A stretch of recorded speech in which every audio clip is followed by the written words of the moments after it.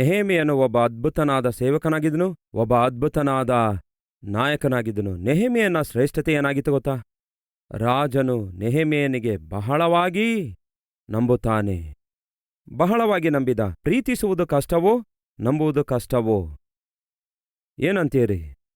ದೇವರು ಲೋಕವನ್ನು ಎಷ್ಟೋ ಪ್ರೀತಿಸಿದನು, ಆದರೆ ದೇವರು ಲೋಕವನ್ನು ಎಷ್ಟೋ ನಂಬಿದನು ಅಂತ ಇಲ್ಲ.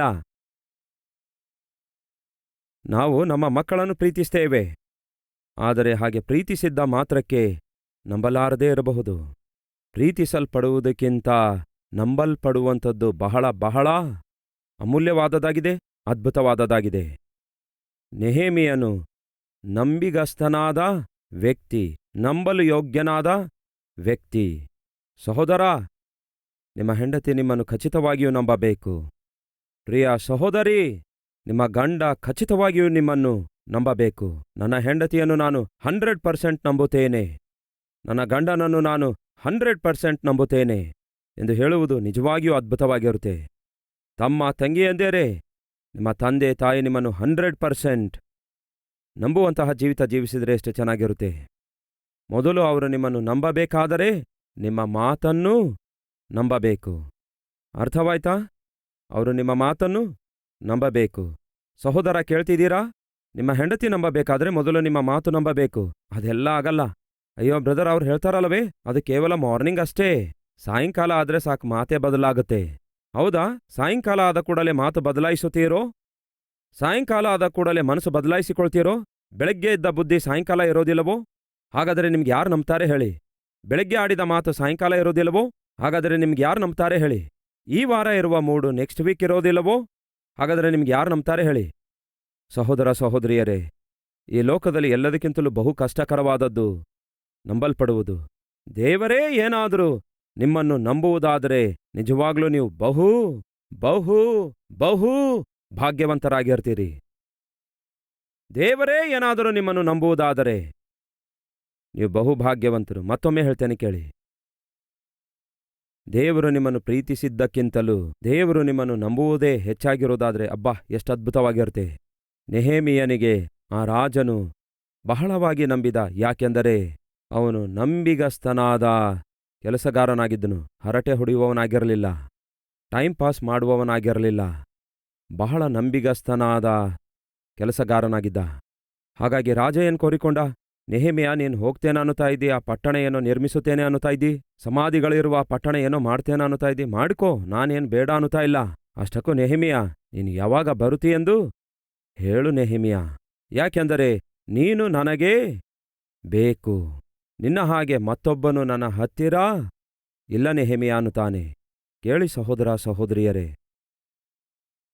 ನಿಮ್ಮನ್ನು ನೋಡಿ ದೇವ್ರಿ ಮಾತು ಹೇಳುವುದಾದರೆ, ನನ್ನನ್ನು ನೋಡಿ ದೇವ್ರ ಮಾತು ಹೇಳುವುದಾದರೆ ಎಷ್ಟು ಅದ್ಭುತವಾಗಿರುತ್ತೆ ಯೋಚಿಸಿ. ನಿನ್ನ ಹಾಗೆ ಮತ್ತೊಬ್ಬನು ನನಗಿಲ್ಲ.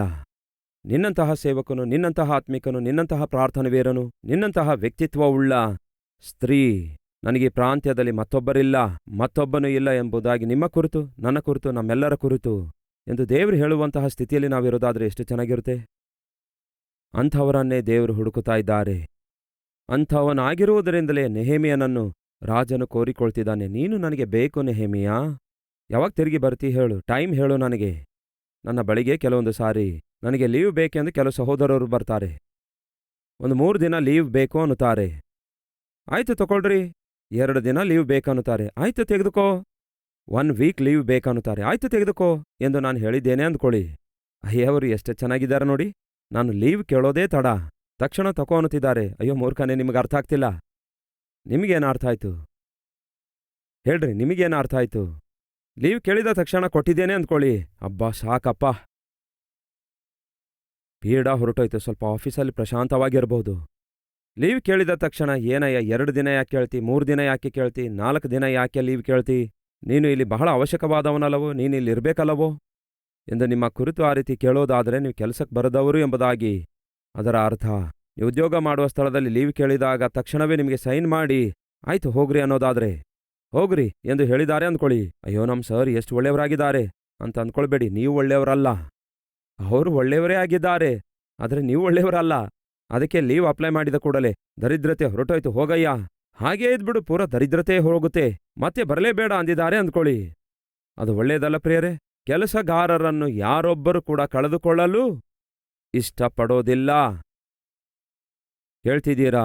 ದೇವರ ಕೈಯಲ್ಲಾಗಿರ್ಬೋದು, ಮನುಷ್ಯರ ಕೈಯಲ್ಲಾಗಿರ್ಬೋದು, ದೇವರ ಮುಂದೆ ಆಗಿರಬಹುದು, ಮನುಷ್ಯರ ಮುಂದೆ ಆಗಿರಬಹುದು. ಕೆಲಸಕ್ಕೆ ಬರುವ ಕೆಲಸಗಾರನಾಗಿರಬೇಕು. ದೇವರು ಕೋರಿಕೊಳ್ತಿರೋದು ಅದೇ.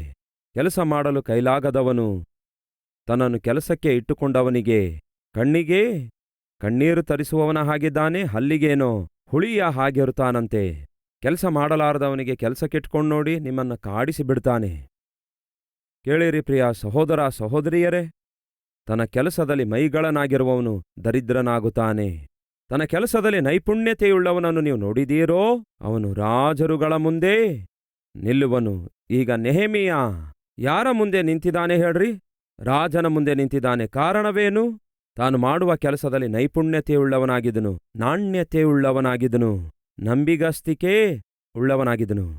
ರಾಜನು ಕೇಳ್ತಾನೆ, ಯಾವಾಗ ತಿರುಗಿ ಬರುತ್ತಿ? ಟೈಮ್ ಪಕ್ಕ ಪ್ಲಾನ್ ಮಾಡಿಟ್ಟಿದ್ದ. ನೆಹೆಮೀಯ ಅದ್ಭುತನಾದ ನಾಯಕನಾಗಿದ್ದನು.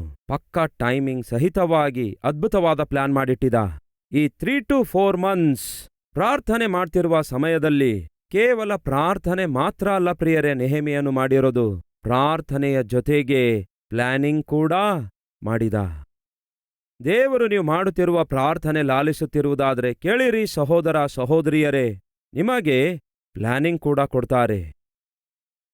ಖಚಿತವಾಗಿಯೂ ಪ್ಲಾನಿಂಗ್ ಕೊಡ್ತಾರೆ. ನಮ್ಮ ಕಲ್ವರಿ ಟೆಂಪಲ್ 52 ದಿನಗಳಲ್ಲಿ ನಿರ್ಮಿಸಲ್ಪಟ್ಟಿದೆಯಲ್ಲವೇ? ವಿಚಿತ್ರವಾಗಿ ನಡೆದ ಒಂದು ಸಂಘಟನೆ ಏನೆಂದರೆ, ಕಲ್ವರಿ ಟೆಂಪಲ್ ನಿರ್ಮಿಸಲ್ಪಡುವುದಕ್ಕಿಂತ ಮುಂಚೆ ನೈನಾ ಗಾರ್ಡನ್ ಎಂಬ ಸ್ಥಳದಲ್ಲಿ ಒಂದು ಆಫೀಸ್ನಲ್ಲಿ ನಾವಿದ್ದೆವು. ಒಂದು ರಾತ್ರಿ ಮಲಗಿದಾಗ ಮಧ್ಯರಾತ್ರಿಗೆ ಸಡನ್ನಾಗಿ ಎಚ್ಚರವಾಯಿತು. ತಕ್ಷಣವೇ ಎದ್ದೆ, ನನ್ನ ವಸ್ತುಗಳನ್ನೆಲ್ಲ ತೆಗೆದೆ, ಒಂದು ಪೆನ್ಸಿಲ್ ತೆಗೆದುಕೊಂಡೆ, ಒಂದು ಸ್ಕೇಲ್ ತೆಗೆದುಕೊಂಡೆ, ಏನಾಯ್ತೋ ಗೊತ್ತಿಲ್ಲ, ಒಂದು ವೈಟ್ ಪೇಪರ್ ತೆಗೆದುಕೊಂಡೆ.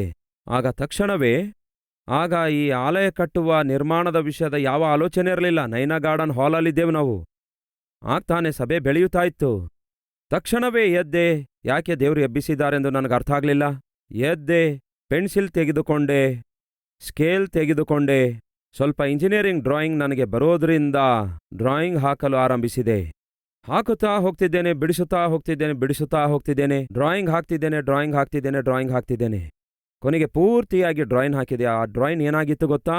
ಈ ದಿನ ಯಾವ ಆಲಯವು ಇಲ್ಲಿ ನಿರ್ಮಿಸಲ್ಪಟ್ಟಿದೆಯೋ ಎಕ್ಸಾಕ್ಟ್ ಆಗಿ ಇದೇ ಆಲಯದ ಎಕ್ಸಾಕ್ಟ್ ಡ್ರಾಯಿಂಗ್ ಆ ದಿನ ಹಾಕಿದೆ.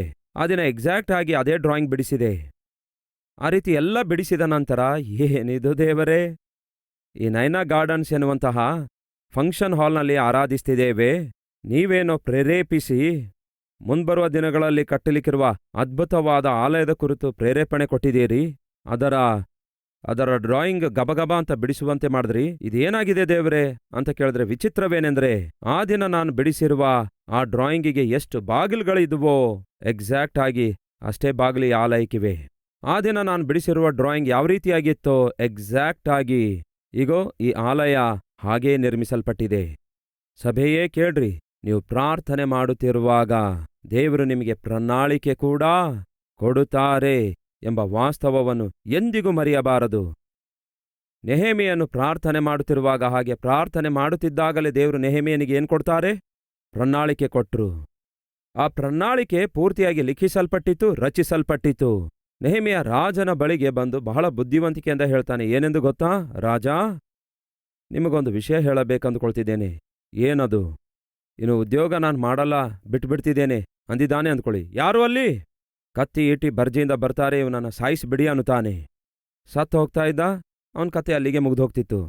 ನನ್ನ ಹತ್ತಿರ ಉದ್ಯೋಗ ಮಾಡುತ್ತಾ ಎಷ್ಟು ಧೈರ್ಯ ನಿನಗೆ? ಉದ್ಯೋಗ ಮಾಡಲ್ಲ ಅನ್ನುವುದಕ್ಕೆ? ಸಾಯಿಸಿಬಿಡ್ತೇನೆ. ಒಂದು ರೀತಿ ದುಃಖಮಯವಾಗಿದ್ರೇನೆ ಸಾಯಿಸಿಬಿಡ್ತಾನೆ. ಅಂಥದ್ರಲ್ಲಿ ಉದ್ಯೋಗವೇ ಮಾಡಲ್ಲ ಅಂದ್ರೆ ಇನ್ನು ಉಳಿಸುತ್ತಾನಂತೀರಾ? ಅದಕ್ಕೆ ಎಷ್ಟೋ ಬುದ್ಧಿವಂತಿಕೆಯಿಂದ, ರಾಜ, ನನ್ನ ಪೂರ್ವಿಕರು ಇರುವಂತಹ ಸಮಾಧಿಗಳ ಸ್ಥಳವು ಸುಟ್ಟೋಗಿದೆ, ಹಾಳಾಗಿ ಬಿದ್ದಿದೆ. ನೀವು ನನ್ನನ್ನು ಕಳಿಸುವುದಾದರೆ ಏನನ್ನುತ್ತಾನೆ? ನೀವು ನನ್ನನ್ನು ಕಳುಹಿಸಿಕೊಡುವುದಾದರೆ. ನೆಹೆಮೀಯ 2ನೇ ಅಧ್ಯಾಯ 5ನೇ ವಚನ. ತಮ್ಮ ಸೇವಕನು ತಮ್ಮ ದೃಷ್ಟಿಗೆ ದಯೆಗೆ ಪಾತ್ರನಾಗಿದ್ದರೆ ನನ್ನ ಪಿತೃಗಳ ಸಮಾಧಿಗಳಿರುವ ಪಟ್ಟಣವನ್ನು ಏನಂತೆ ಆ ಪಟ್ಟಣವನ್ನು ತಿರುಗಿ ಕಟ್ಟುವ ಹಾಗೆ ನನ್ನನ್ನು ಯೆಹೂದ ದೇಶಕ್ಕೆ ಹೋಗಬೇಕೆಂದು ಅಪ್ಪಣೆ ಆಗಬೇಕೆಂದು ಬೇಡಿಕೊಳ್ತೇನೆ. ನೀವು ಕಳಿಸಿದ್ರೆ ಹೋಗುತ್ತೇನೆ, ಇಲ್ಲವಾದರೆ ಹೋಗೋದಿಲ್ಲ ಅನ್ನುತ್ತಾನೆ. ಸಿಸ್ಟರ್ಸ್, ನೀವೇನು ಮಾಡ್ತೀರಿ ಗೊತ್ತಾ? ನಿಮ್ಮ ಗಂಡನ ಬಳಿಗೆ ಹೋಗಿ ತವ್ರ ಮನೆಗೆ ಹೋಗ್ತೇನೆ. ಅವನೇನು ಅಂದ್ಕೊಳ್ತಾನೆ ಮನಸ್ಸೊಳಗೆ? ದರಿದ್ರ ಹೊರಟೋಗ್ತದೆ, ಹೋಗು ಅನ್ನುತ್ತಾನೆ. ನಿಮಗೆ ಆ ಭಾಷೆ ಗೊತ್ತಾಗಲ್ಲ.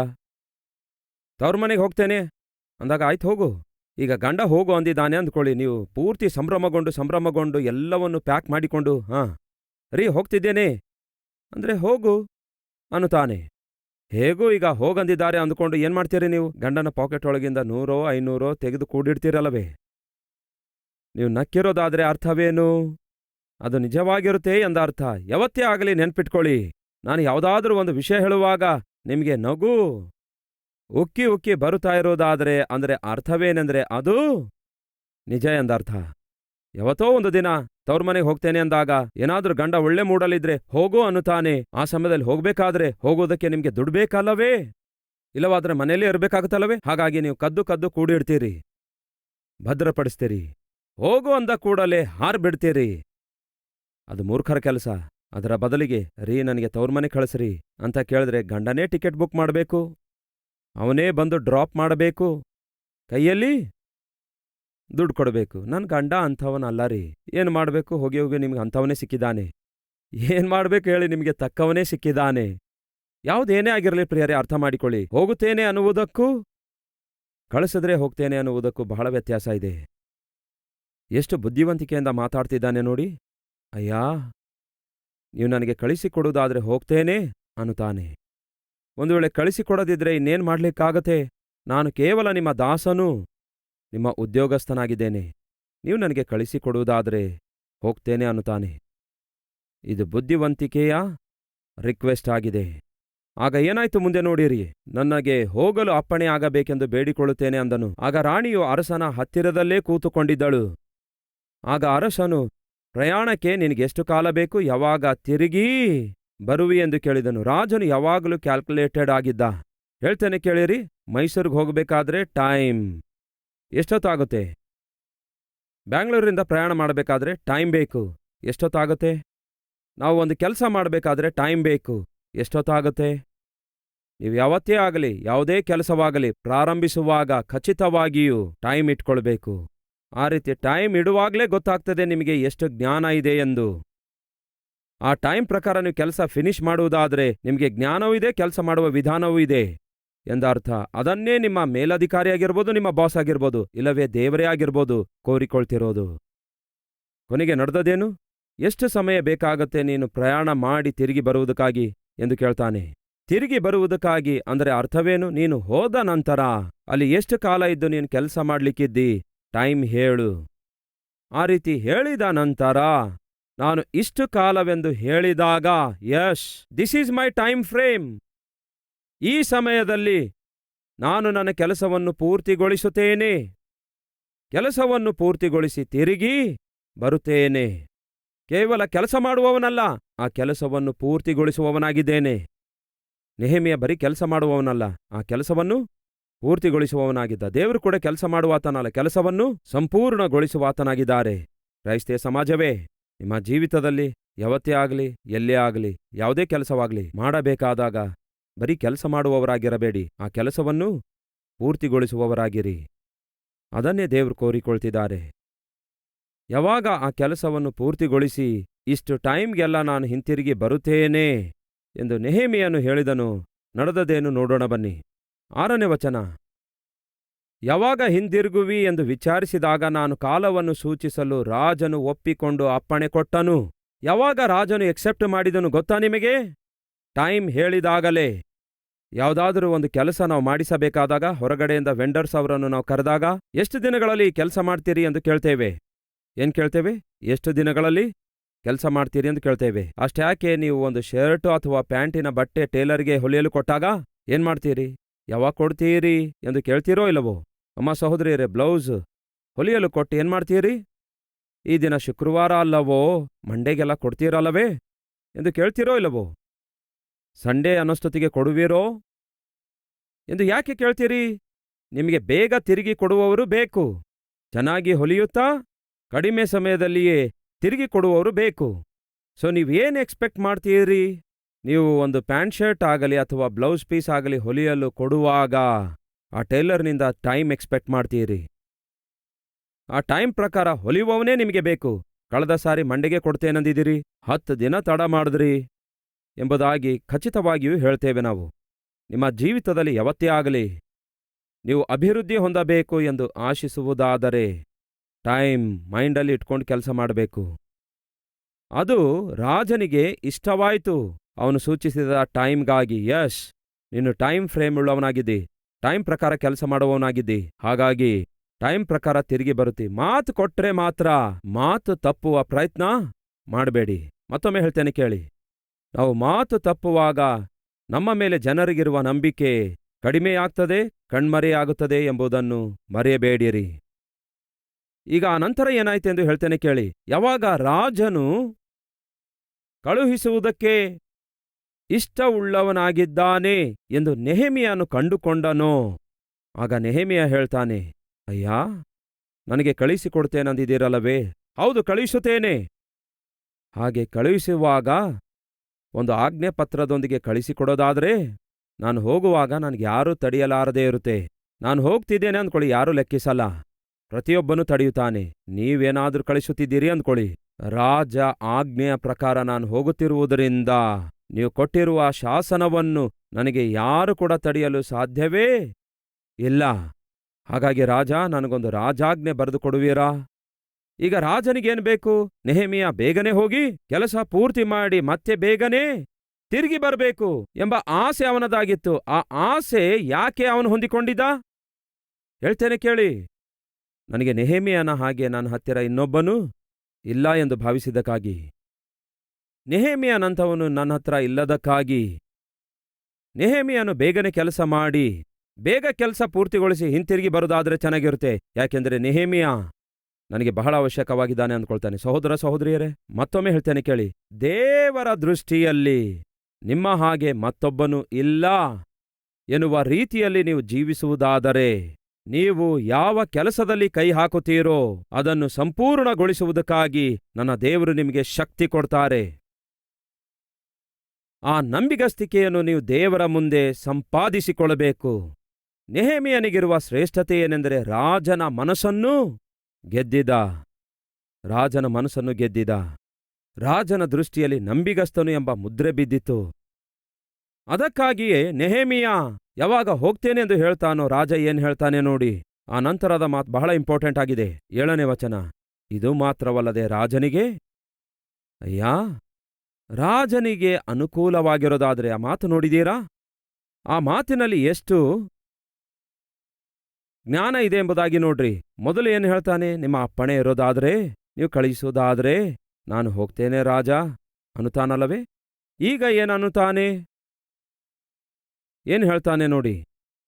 ನಿಮಗೆ ಅನುಕೂಲವಾಗಿರೋದಾದ್ರೆ, ರಾಜ, ನಿಮಗೆ ಅನುಕೂಲವಾಗಿರೋದಾದ್ರೆ ಯೆಹೂದ ಸೀಮೆಗೆ ನಾನು ಹೋಗುವವರೆಗೂ ನನ್ನನ್ನು ದಾಟಿಸಿಕೊಡುವ ಹಾಗೆ ನದಿಯ ಆಚೆ ದಡದಲ್ಲಿರುವ ದೇಶಾಧಿಪತಿಗಳಿಗೆ ಪತ್ರಗಳನ್ನು, ಪಟ್ಟಣದ ಪೌಳಿಗೋಡೆಯನ್ನು, ಆಲಯಕ್ಕೆ ಸಂಬಂಧಪಟ್ಟಿರುವ ಕೋಟೆಯ ಬಾಗಿಲುಗಳನ್ನು, ನಾನು ಪ್ರವೇಶಿಸಲಿಕ್ಕಿರುವ ಮನೆಗೂ ತೊಲೆಗಳು, ಮರಗಳು ಕೊಡುವ ಹಾಗೆ ರಾಜನ ಅಡವಿಯನ್ನು ಕಾಯುವಂತಹ ಆಸಾಫನಿಗೆ ಒಂದು ಪತ್ರವನ್ನು ಕೊಡಬೇಕು ಎಂದು ಕೇಳಿದನು. ಬಹಳ ಬುದ್ಧಿವಂತನು ಪ್ರಿಯರೇ.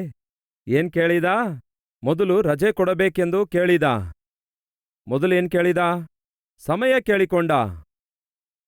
ರಾಜ, ನನಗೆ ಸ್ವಲ್ಪ ಸಮಯ ಕೊಡುವಿರಾ? ನಾನು ನನ್ನ ಪ್ರಾಂತ್ಯಕ್ಕೆ ಹೋಗಿ ಪಟ್ಟಣವನ್ನು ತಿರುಗಿ ಕಟ್ಟಬರ್ತೇನೆ ಎಂದು ಸಮಯ ಕೋರಿಕೊಂಡ. ಆ ನಂತರ ಸಹಾಯ ಕೋರಿಕೊಂಡ. ಏನ್ ಹೇಳ್ತಾನೆ? ರಾಜ, ನನ್ನ ಪಾಡಿಗೆ ನಾನು ಹೋದ್ರೆ ನನಗೆ ಯಾರೂ ಬರಗೊಡಿಸುವುದಿಲ್ಲ, ಆ ಪ್ರಾಂತ್ಯ ದಾಟಿ ಹೋಗಲು ಬಿಡೋದಿಲ್ಲ. ಆದರೆ ರಾಜ, ನೀವು ತಾನೇ ನನಗೆ ಕಳಿಸೋದು.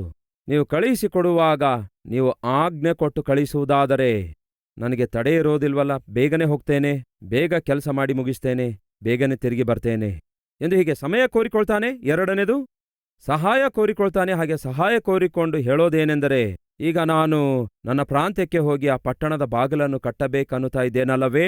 ಬಾಗಿಲು ಕಟ್ಟಬೇಕಾದ್ರೆ ಮರದ ಹಲಿಗೆ ಬೇಕು. ಮರದ ಹಲಿಗೆ ಬೇಕಾದರೆ ನಮ್ಮ ಮಾರ್ಗ ಮಧ್ಯದಲ್ಲಿ ನಮ್ಮ ಅಡವಿ ಹಾದು ಹೋಗುವಾಗ ಹಲಿಗೆಗೋಸ್ಕರ ಮರಗಳನ್ನು ನಿಮ್ಮ ಪರ್ಮಿಷನ್ ಇಲ್ಲದೆ ಕಡಿಯಲು ಪ್ರಾರಂಭಿಸಿದ್ರೆ ಅಲ್ಲಿ ಆಸಾಫನು ಎಂಬ ಅಧಿಕಾರಿ ಇದ್ದಾನೆ.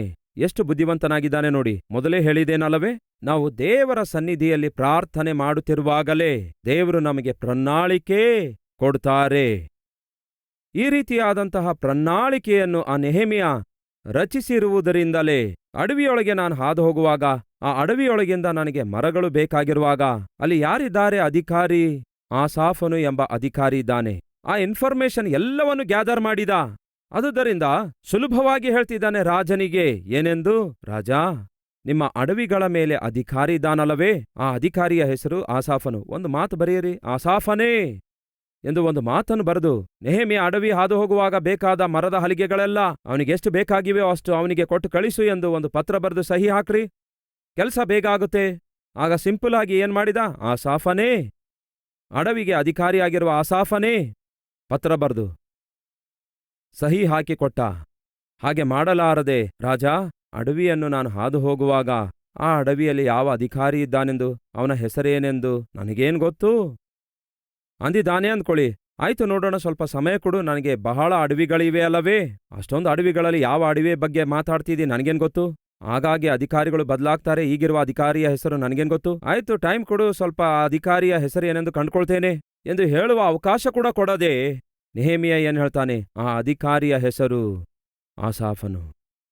ಹೌದು, ಆಸಾಫನು ಎಂಬ ಅಧಿಕಾರಿಗೆ ಪತ್ರ ಬರೆದು ಸೀಲ್ ಹಾಕಿಕೊಟ್ಟ. ಅಂದ್ರೆ ಅರ್ಥವೇನು ಗೊತ್ತಾ? ನೆಹೆಮೀಯ ಪಕ್ಕಾ ಪ್ರಣಾಳಿಕೆ ಉಳ್ಳವನಾಗಿ ಕೆಲಸ ಮಾಡುವವನಾಗಿದ್ದ. ಸಮಯ ಕೇಳ್ತಾನೆ, ನಂಬಲು ಯೋಗ್ಯನಾದ ವ್ಯಕ್ತಿಯಾಗಿರೋದ್ರಿಂದ ಧೈರ್ಯ ಮಾಡಿ ಸಹಾಯ ಕೇಳ್ತಾನೆ. ಸಾಮಾನ್ಯ ಸಹಾಯವಲ್ಲ ಪ್ರಿಯರೇ. ಸುತ್ತಲೂ ಕೋಟೆಯ ಬಾಗಿಲುಗಳಿಗೆ ಮರ ಬೇಕಂತೆ. ಅಷ್ಟೇ ಅಲ್ಲ, ತಾನು ನಿವಾಸಿಸುವ ಮನೆಗೆ ಏನ್ ಬೇಕಂತೆ? ಮೊದಲನೇದಾಗಿ ದಾರಿಯಲ್ಲಿ ಅಧಿಕಾರಿಗಳು ತಡೆಯದಂತೆ ಪತ್ರ ಬೇಕನ್ನುತ್ತಾನೆ. ಎರಡನೇದು, ಪಟ್ಟಣದ ಪೌಳಿಗೋಡೆಗೂ ಆಲಯಕ್ಕೆ ಸಂಬಂಧಪಟ್ಟಂತಹ ಕೋಟೆಯ ಬಾಗಿಲುಗಳಿಗೂ ನಾನು ಪ್ರವೇಶಿಸುವ ಮನೆಗೂ ತೊಲೆಗಳು ಮತ್ತು ಮರಗಳು ಕೊಡುವ ಹಾಗೆ ರಾಜನ ಅಡವಿಗಳನ್ನು ಕಾಯುವ ಆಸಾಫನಿಗೆ ಒಂದು ಪತ್ರವನ್ನು ಕೊಡಬೇಕೆಂದು ಬೇಡಿಕೊಂಡನು. ರಾಜನ ನಂಬಿಗಸ್ತಿಕೆಯನ್ನು ಹೊಂದಿಕೊಂಡಿರುವುದರಿಂದ ದೇವರ ಕೆಲಸ ಮಾಡುವುದಕ್ಕಾಗಿ ನೆಹೆಮೀಯನು ಹೊಂದಿಕೊಳ್ತಿರುವ ಆಶೀರ್ವಾದ ನೋಡಿ ಎಷ್ಟು ಅದ್ಭುತವಾಗಿದೆ ಎಂದು. ಕೇಳಿ ಸಹೋದರ ಸಹೋದರಿಯರೇ, ಈ ದಿನ ನಿಮ್ಮ ಜೀವಿತದಲ್ಲಿ ನಿಮಗೆ ಬೇಕಾಗಿರುವುದು ನೀವು ಹೊಂದಿಕೊಳ್ಳದೇ ಇರುವುದಾದರೆ, ದೇವರಿಂದ ಬೇಡಿಕೊಂಡದ್ದನ್ನು ನೀವು ಪಡೆದುಕೊಳ್ಳದೇ ಇರುವುದಾದರೆ, ಬಹುಶಃ ದೇವರು ನಿಮ್ಮನ್ನು ನಂಬುತ್ತಾ ಇಲ್ಲವೇನೋ. ಒಮ್ಮೆ ದೇವರು ನಿಮ್ಮನ್ನು ನಂಬಿದ್ರು. ಹಾಗೆ ನಂಬಿದಾಗ ನೀವೇನ್ ಮಾಡಿದ್ರಿ? ಆ ನಂಬಿಕೆಯನ್ನು ಭಂಗಪಡಿಸಿದ್ರಿ. ಆ ರೀತಿ ಆತನ ನಂಬಿಕೆ ನೀವು ಭಂಗಪಡಿಸಿರೋದ್ರಿಂದ ಮತ್ತೊಮ್ಮೆ ನಿಮ್ಮನ್ನು ದೇವರು ನಂಬಬೇಕಾದಾಗ ಆಲೋಚಿಸ್ತಿದ್ದಾರೆ. ನೆಹೆಮೀಯನನ್ನು ನಂಬಿದ ರಾಜನನ್ನು ನೋಡ್ರಿ, ಏನ್ ಮಾಡ್ತಿದ್ದಾನೆ? ಏನ್ ಬೇಕಾಗಿದೆಯೋ ಅದನ್ನು ಕೊಡ್ತಿದ್ದಾನೆ. ಕಾರಣವೇನೆಂದರೆ ನೆಹೆಮೀಯ ಬಹು ನಂಬಿಗಸ್ತನಾಗಿದ್ದನು. ಅವನು ಏನ್ ಹೇಳಿದ್ರೂ ಸಹ ನಿಜಾಯಿತಿಯಿಂದಲೇ ಹೇಳ್ತಾನೆ, ಏನ್ ಮಾಡಿದ್ರೂ ಸಹ ನಿಜಾಯಿತಿಯಿಂದಲೇ ಮಾಡುತ್ತಾನೆ. ನಾನು ಬಹಳ ವರ್ಷದಿಂದ ನೋಡ್ತಿದ್ದೇನೆ ನೆಹೆಮೀಯನಿಗೆ ನನ್ನ ಹತ್ತಿರವೇ ಇದ್ದು ಕೆಲಸ ಮಾಡ್ತಿದ್ದಾನೆ. ನೆಹೆಮೀಯನಿಗೆ ಎಷ್ಟು ಧೈರ್ಯ ನೋಡಿ, ಎಷ್ಟು ದೊಡ್ಡ ಲಿಸ್ಟ್ ಕೊಡ್ತಾನೆ. ಅಂದ್ರೆ ಅರ್ಥವೇನೆಂದರೆ ಆ ಲಿಸ್ಟನ್ನೆಲ್ಲ ಅವನು ಯಾವಾಗ ಸಿದ್ಧ ಮಾಡಿಕೊಂಡುನು? ಪ್ರಾರ್ಥನೆ ಮಾಡ್ತಿರುವಾಗ ದೇವರು ಪ್ರಣಾಳಿಕೆ ಕೊಟ್ಟಿದ್ರು. ಅಷ್ಟು ಮಾತ್ರವಲ್ಲ ಪ್ರಿಯರೇ, ಯೆಹೋವನ ಹಸ್ತವು, ಆ ಮಾತನ್ನು ನೋಡ್ರಿ, ದೇವರ ಕೃಪಾಹಸ್ತವು ನನಗಿದ್ದದರಿಂದ ನನ್ನ ದೇವರ ಕರುಣೆಯ ಹಸ್ತದ ನಿಮಿತ್ತ ರಾಜನು ನನ್ನ ಮನವಿ ಲಾಲಿಸಿದನು. 9ನೇ ವಚನ ಏನ್ ಹೇಳ್ತದೆ ನೋಡಿರಿ. ಹೀಗೆ ನಾನು ಹೊಳೆ ಆಚೆ ಇರುವ ದೇಶಾಧಿಪತಿಗಳ ಬಳಿಗೆ ಬಂದು ಅವರಿಗೆ ಅರಸನ ಪತ್ರಗಳನ್ನು ಕೊಟ್ಟೆನು. ರಾಜನು ನನ್ನನ್ನು ಸಾಗ ಕಳಿಸಲು ಸೇನಾಧಿಪತಿಗಳನ್ನು, ಕುದುರೆಗಳ ರಾಹುತರನ್ನು ಕಳುಹಿಸಿದನು. ಅಯ್ಯಾ, ಈಗ ನನ್ನೊಂದಿಗೆ ಒಂದು ಪಟ್ಟಣ ನಿರ್ಮಿಸುವಷ್ಟು ಮರದ ಹಲಿಗೆಗಳನ್ನು ಕೊಂಡೊಯ್ಯಬೇಕಾದ್ರೆ ದೇಶ ಬಿಟ್ಟು ದೇಶಕ್ಕೆ ಹೋಗ್ತಿದ್ದೇವೆ. ಈಗ ಮಧ್ಯದಲ್ಲಿ ಬೇರೆ ಪ್ರಾಂತದ ಪ್ರಜೆಗಳಾಗಿರ್ಬೋದು, ಇಲ್ಲವಾದರೆ ದೊರಡೆಕೋರರಾಗಿರ್ಬೋದು, ಅವುಗಳನ್ನು ನಾನು ತಗೊಂಡೋಗುವಾಗ ಈ ಸಾಮಗ್ರಿಗಳನ್ನು ತೆಗೆದುಕೊಂಡು ಹೋಗಲು ಬಿಡುವರೋ? ನಿಮ್ಮ ಸೈನ್ಯ ನನ್ನ ಜೊತೆ ಒಂದು ವೇಳೆ ಇಲ್ಲದೇ ಇರುವುದಾದರೆ, ಅದಕ್ಕಾಗಿಯೇ ರಾಜ ನಿಮ್ಮ ಸೈನ್ಯದ ಸಹಾಯವನ್ನು ಕೂಡ ಕೊಟ್ಟು ಕಳುಹಿಸಿರಿ ಅಂದಾಗ ಏನ್ ಮಾಡಿದ ರಾಜನು? ಸೇನಾಧಿಪತಿಗಳನ್ನು, ಕುದುರೆಗಳ ರಾಹುತರನ್ನು ನೆಹೆಮೀಯನ ಸಂಗಡ ಇರುವುದಕ್ಕಾಗಿ ಕಳಿಸಿದನು. ಪ್ರಿಯರೇ, ಸಮಯವನ್ನು ಕೋರಿಕೊಳ್ತಾನೆ, ಸಹಾಯವನ್ನು ಕೋರಿಕೊಳ್ತಾನೆ, ಕೊನೆಯದಾಗಿ ಸೈನ್ಯವನ್ನು ಕೂಡ ಕೋರಿಕೊಳ್ತಾನೆ. ಈಗ ವಾಸ್ತವದಲ್ಲಿ ನಡೆದದೇನ್ ಗೊತ್ತಾ? ಇದೆಲ್ಲ ಪೂರ್ತಿ ಆಗುವುದರೊಳಗಾಗಿ ನೆಹೆಮೀಯ, ಒಂದು ಅದ್ಭುತವಾದ ಕೆಲಸ ಮಾಡಲು ನೀನು ಹೋಗ್ತಾ ಇದ್ದಿ. ಹಾಗಾಗಿ ಪೂರ್ತಿ ಆ ಪ್ರಾಂತ್ಯದ ಮೇಲೆಲ್ಲ ನಿನ್ನನ್ನು ಗವರ್ನರ್ ಆಗಿ ನೇಮಿಸಿ ಕಳುಹಿಸುತ್ತಿದ್ದೇನೆ. ಯಾರೊಬ್ಬರೂ ನಿನಗೆ ಎದುರು ತಿರುಗಿ ಬೀಳಲ್ಲ, ನಿನಗೆ ಎದುರು ಮಾತಾಡುವುದಿಲ್ಲ. ನಂತರ ನಾವು ನೋಡ್ತೇವೆ, ನೆಹೆಮೀಯ ಗವರ್ನರ್ ಆಗಿ ಯೆಹೂದ ದೇಶಕ್ಕೆ ಬಂದ. ಪ್ರಿಯರೇ, ರಾಜನ ಹತ್ತಿರ ಏನಾಗಿದ್ದ? ಪಾನದಾಯಕನಾಗಿದ್ದ. ರಾಜನ ನಂಬಿಕೆಯನ್ನು ಪಡ್ಕೊಂಡಾಗ ಏನಾದನು? ಒಂದು ಪ್ರಾಂತ್ಯಕ್ಕೆ ಅಧಿಕಾರಿಯಾದನು. ಯಾರು ಆ ಅಧಿಕಾರಿ? ಗವರ್ನರ್. ಯಾರು ಅವನು? ಒಂದು ಕಾಲದಲ್ಲಿ ಬಂದಿಯಾಳು. ಆ ನಂತರ ನಂಬಿಗಸ್ತಿಕೆಯನ್ನು ತೋರ್ಪಡಿಸಿಕೊಳ್ತಾ, ರುಜುಪಡಿಸಿಕೊಳ್ಳುತ್ತಾ ರಾಜನ ಹತ್ತಿರ ಬಹು ನಂಬಿಗಸ್ತನಾದ ಪಾನದಾಯಕನಾಗಿದ್ದನು.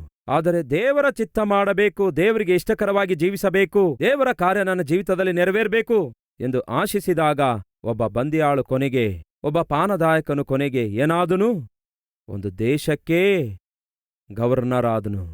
ಹೇಳಿ ಸಹೋದರ ಸಹೋದರಿಯರೇ, ಯಥಾರ್ಥವಂತರನ್ನು ಬಲಪಡಿಸುವುದಕ್ಕಾಗಿ ಯೆಹೋವನ ಕಣ್ಣುದೃಷ್ಟಿ ಏನ್ಮಾಡ್ತಿವೆ? ಭೂಲೋಕವೆಲ್ಲ ಸಂಚರಿಸುತ್ತಿವೆ. ಆತನ ದೃಷ್ಟಿಯಲ್ಲಿ ನೀವು ಯಥಾರ್ಥನಾಗಿ ಕಾಣಿಸಿಕೊಂಡ್ರೆ ಸಾಕು. ಆತನ ದೃಷ್ಟಿಯಲ್ಲಿ ನೀವು ನಂಬಿಗಸ್ತನಾದ ವ್ಯಕ್ತಿಯಾಗಿ ಕಾಣಿಸಿಕೊಂಡ್ರೆ ಸಾಕು. ನಿಮಗಿರುವ ಸಮಸ್ತ ಅವಶ್ಯಕತೆಗಳನ್ನೆಲ್ಲ ಆತನು ತೀರಿಸಿ ಉನ್ನತವಾದ ಜೀವಿತವನ್ನು ನಿಮಗೆ ಕೊಡುವುದಕ್ಕಾಗಿ ಆತನು ಶಕ್ತನಾಗಿದ್ದಾನೆ. ಈ ಸಂದೇಶ ವಿನಯದಿಂದ ಕೇಳಿ ನೀವು ವಿಶ್ವಾಸ ಇಡೋದಾದ್ರೆ ಇರುವ ಸ್ಥಳದಲ್ಲಿಯೇ ಕರ್ತನಿಗೆ ಬೇಡಿಕೊಳ್ಳುವಿರಾ? ದೇವರೇ, ನೀವು ನಂಬುವಂತಹ ವ್ಯಕ್ತಿಯನ್ನಾಗಿ ನನ್ನನ್ನು ಮಾಡಿರಿ ಎಂದು, ಯಥಾರ್ಥವಂತರ ಲಿಸ್ಟಲ್ಲಿ ನನ್ನನ್ನು ಸೇರಿಸಿರಿ ಎಂದು.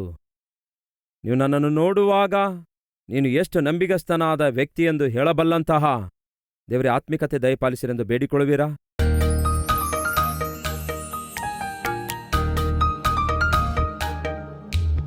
ದೇವರೇ, ನಾವು ಇದ್ದ ಸ್ಥಳದಲ್ಲಿಯೇ ನಮ್ಮನ್ನು ನಿಮ್ಮ ಕೈಗೆ ಅರ್ಪಿಸಿಕೊಡ್ತೇವೆ. ರಾಜ, ಪ್ರತಿದಿನ ಒಂದಲ್ಲ ಒಂದು ಕೆಲಸದಿಂದಲೇ ನಮ್ಮ ದಿನವನ್ನು ಪ್ರಾರಂಭಿಸುತ್ತೇವೆ.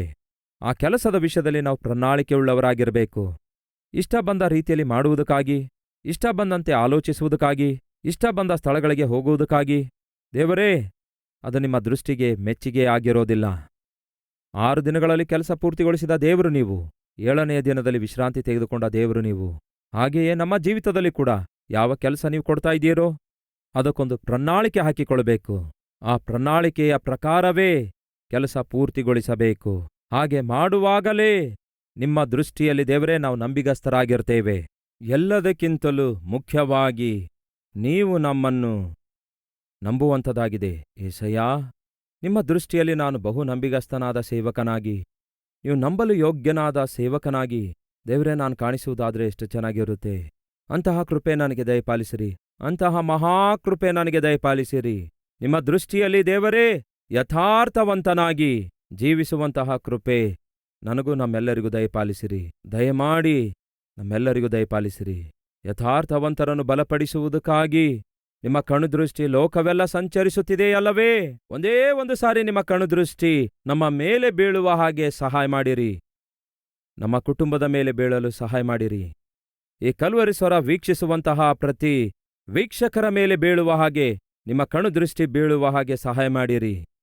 ಅದಕ್ಕೆ ಪ್ರತಿಯಾಗಿ ದೇವರೇ ನಾವೆಲ್ಲರೂ ಫಲಿಸುವ ಹಾಗೆ, ಅಭಿವೃದ್ಧಿ ಹೊಂದುವ ಹಾಗೆ ಕೃಪೆ ತೋರಿಸಿರಿ ಎಂದು ಯೇಸುವಿನ ನಾಮದಲ್ಲಿ ಬೇಡಿ ಹೊಂದಿದ್ದೇವೆ ತಂದೆಯೇ, ಆಮೆನ್.